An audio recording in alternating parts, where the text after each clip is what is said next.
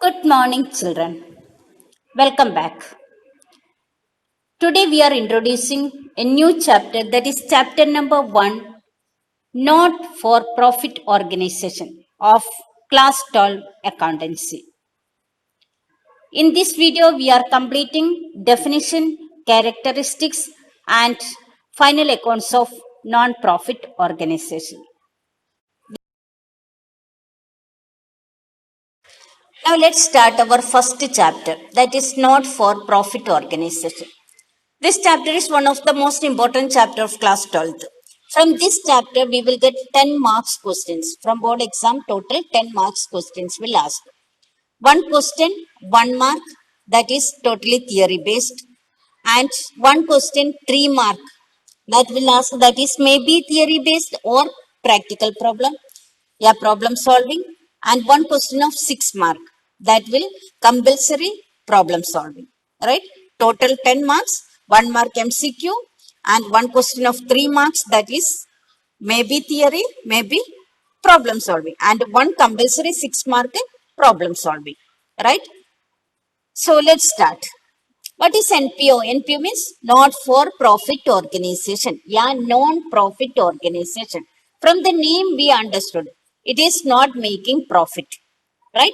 These are organizations, but they are not making profit. In last year, means in class 11th, we already studied detailed, we are completed, that is the sole proprietorship. Right? What are the things we have studied there? We studied already the final accounts of sole proprietorship, right? There we made trading account, we made P&L account, and we made balance sheet also. In P&L account, we understood that how much profit they are getting, right? So their main motto is to make a profit. So that is why they made a P&L account there, right? But here in NPO, in NPO's motto is not making profit. So in the name we understood that not for profit organization. These organizations are not making profit. Then what is their motto? Why they are organized? Their main motto is the welfare of the society. Their main motto is the service of the public. Understood? So they are not making profit. These all are organizations which are set up for the welfare of the society or for the promotion of art and culture in the society. Yeah, these are usually set up as charitable institutions with the service motive. Their main motto is to service the people. Understood? So NPO is an organ, we can say that, which are set up with the objectives of further cultural education, health, or any other non-profit motive. We are public service are termed to be as a non-profit organization, are not for profit organization. Right? So many NGOs are there. Care India, CRY, Helpage India, Smile Foundation. These all are coming under non-profit organizations. Right? We know that so many vridhasrams, so many anadhasrams are there, so many health departments are there coming under NPO, so many education institutions are, these all are coming under NPO. So for setting up of these organizations, they are also required fund, right? If you want to make an organization, if you want to start an organization, the main thing we require funds, right? Then what is their source of funds? It's a charitable institution, we told that, right? So that means they are getting funded through donation, yeah, membership fee, yeah, subscription, etc., right? So that and all we will see in next slide. Means what are the main, they, if they are getting money, means they are doing something there, right, with the money. So if they are doing something with the money, means they have to make a proper records. So if they are making records, means they have to make, yeah, maintain final accounts also. So that we have to see which type of final accounts they are preparing. Okay, that we will see in next slide. And here my one important question is, why NPO does not create P&L account? We told that they will not make P&L account. Why they are not making? Because they are not making profit. They are not, means NPOs are not making profit. That is why they are not making P&L account. Clear? Then what they are making means what is they are getting from their account. Means, yeah, if any excess amount is there, then what they will call that. That and all we will see in next slide. Okay. Now let's see the fund collection of NPO. Requirement of funds are contributed through the members, trustees in the form of donation, membership fee, and subscriptions. How they are getting collecting fund? They are getting funded through donation, yeah, membership fee, yeah, subscriptions. Entry fee also is there. They are getting entry fee also. So here main source is donation, membership, and subscription. Okay, so from these three category, yeah, from these three sources they are collecting their funds. Now let's see what are the characteristics of MPO. It's an entity, right? It's an organization. So which type of organization it is? It's a separate legal entity promoted by individual or enterprises, right? And what is their service? It is established for welfare and service of the society and its members. Their main service is to establish the welfare of the society. Yeah, give service to the society.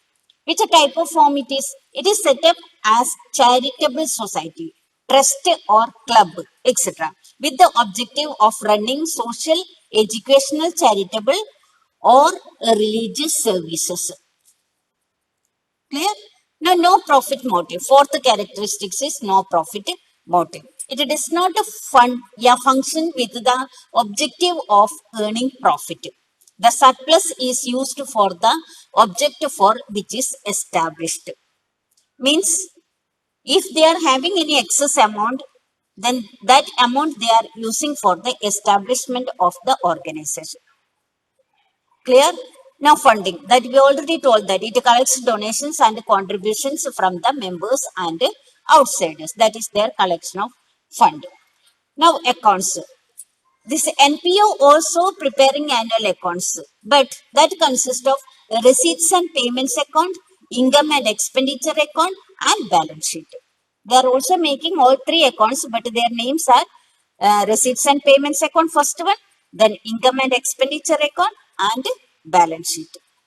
Okay.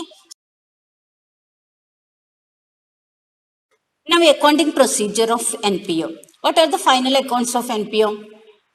That are, first one is receipts and payments account, second one is income and expenditure account, and third one is balance sheet. Means same like as other organization, we are also making three accounts. That is, first one is receipts and payments account, and second one is income and expenditure account, and balance sheet. So let's see first category, that is receipts and payments account. What is receipts and payments account?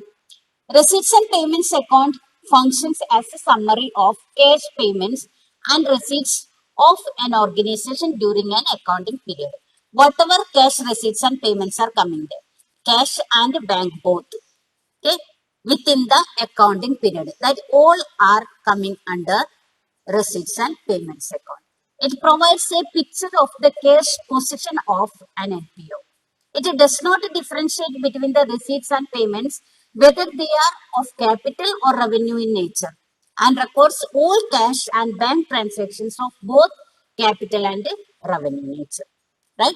Receipts and payments account does not include any non-cash transactions, such as depreciation.